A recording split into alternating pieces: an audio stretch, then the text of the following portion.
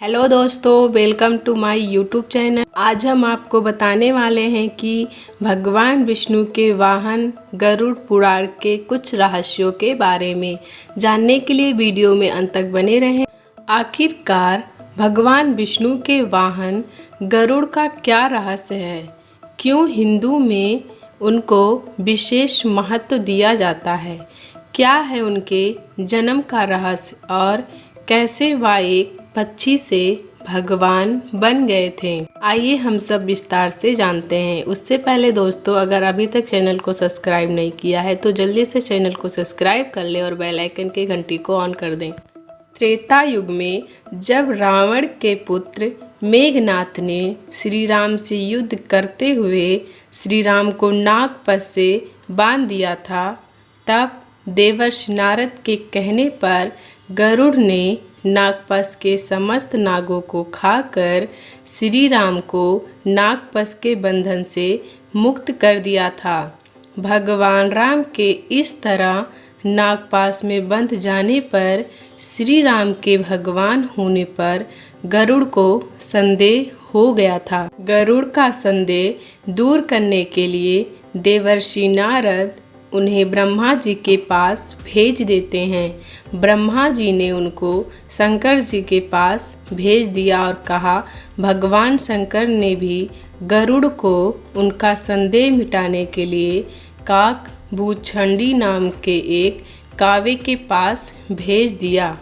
अंत में काक भूछंडी ने राम के चरित्र की पवित्र कथा सुनाकर गरुड़ भगवान के संदेह को दूर किया था। सतयुग में देवताओं से युद्ध। पुराणों में भगवान गरुड़ के पराक्रम के बारे में कई कथाओं का वर्णन मिलता है। कहते हैं कि उन्होंने देवताओं से युद्ध करके उनसे अमृत कलश छीन लिया था। दरअसल ऋषि कश्यप की कई पत्नियां थीं, जिनमें से 2 वनिता और कुद्र थीं। ये दोनों ही बहनें थीं जो एक दूसरे से ईर्ष्या रखती थीं। दोनों के पुत्र नहीं थे, तो पति कश्यप ने दोनों को पुत्र के लिए एक वरदान दे दिया। वनिता ने 2 बलशाली पुत्र मांगे, जबकि कुंद्र ने 1000 सर्वपुत्र रूप में मांगे, जो कि अंडे के रूप में जन्म लेने वाले थे।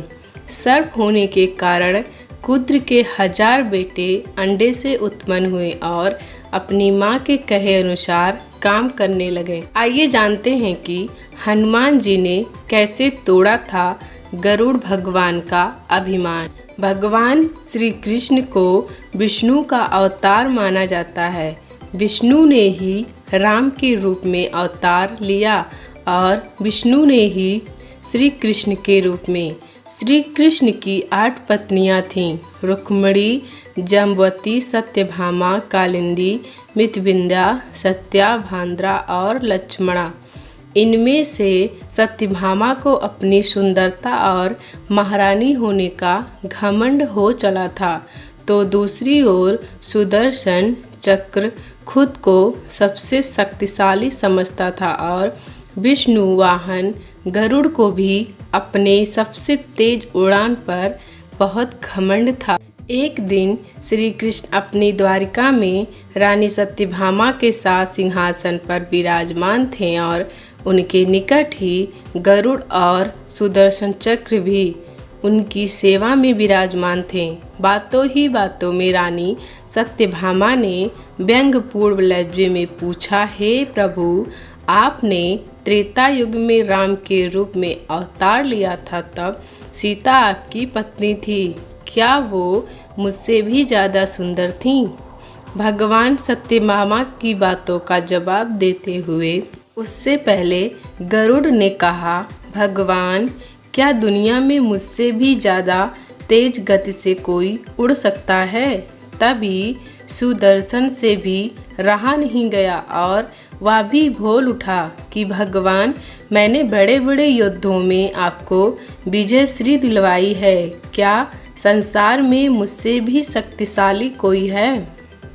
द्वारकाधीश समझ गए कि तीनों में अभिमान आ गया है भगवान मंद मंद मुस्कुराने लगे और सोचने लगे कि इनका अहंकार कैसे नष्ट किया जाए। तभी उनको एक युक्ति सूझी। वो जान रहे थे कि उनके तीनों भक्तों को अहंकार हो गया है और इनका अहंकार नष्ट होने का समय आ गया है।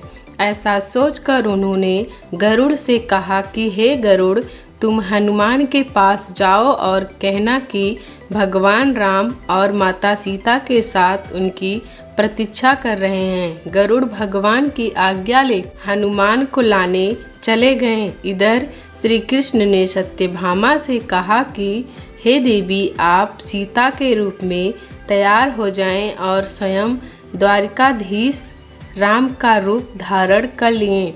तब श्री कृष्ण ने सुदर्शन चक्र को आज्ञा देते हुए कहा कि तुम महल के बाहर द्वार पर प्रहरा दो और कहे कि मेरी आज्ञा के बिना महल में कोई भी प्रवेश ना करने पाए। सुदर्शन चक्र ने कहा, जो आज्ञा भगवान, और भगवान की आज्ञा पाकर चक्र महल के प्रवेश द्वार पर तैनात हो गए। गरुड़ ने हनुमान के पास पहुंचकर कहा कि हे वानर श्रेष्ठ, भगवान राम और माता सीता द्वारका में आपसे मिलने के लिए पधारे हैं। आपको बुला लाने की आज्ञा है। आप मेरे साथ चलिए। मैं आपको अपनी पीठ पर बैठाकर शीघ्र ही वहाँ ले जाऊंगा। हनुमान ने विनय पूर्वक गरुड़ से कहा, आप चलिए बंधु, मैं आता हूँ। गरुड़ ने सोचा, पता नहीं यह बुढ़ा बानर कब तक पहुँचेगा। खैर, मुझे क्या, कभी भी पहुँचे। मैं अपना कार्य पूरा कर लिया। अब वह भगवान के पास वापस चला गया। लेकिन यह क्या, महल में पहुंचकर गरुड़ देखते ही कि हनुमान तो पहले ही महल में प्रभु के सामने बैठे हैं। गरुड़ का सिर लज्जा से झुक गया। तभी श्री राम ने रूप में श्री कृष्ण ने हनुमान से कहा कि पवन पुत्र, तुम बिना आज्ञा के महल में कैसे प्रवेश कर गए? तुम्हें किसी ने रोका नहीं? अंत में हनुमान ने हाथ जोड़ते हुए श्री राम से प्रश्न किया, हे प्रभु, मैं आपको तो पहचानता हूँ। आप ही श्री कृष्ण के रूप में मेरे राम हैं, लेकिन आज आपने माता सीता के स्थान पर किस दासी को इतना सम्मान दे दिया कि वह आपके साथ सिंहासन पर विराजमान है। अब रानी सत्यभामा का अहंकार भंग होने बारी थी। उन्हें सुंदरता का अहंकार था जो पल भर में चूर हो गया। रानी सत्यभामा, सुदर्शन चक्र व गरुड़ तीनों को गर्व चूर चूर हो गया था। वे भगवान की लीला समझ रहे थे। तीनों की आंखों से आंसू बहने लगे और भगवान के चरणों में तीनों झुक गए। भगवान ने अपने भक्तों के अहंकार को अपने भक्त हनुमान द्वारा ही दूर किया। यह था दोस्तों भगवान की अद्भुत लीला। भगवान विष्णु के गरुड़ की रहस्य अगर आपको पसंद आए तो लाइक कमेंट जरूर करना।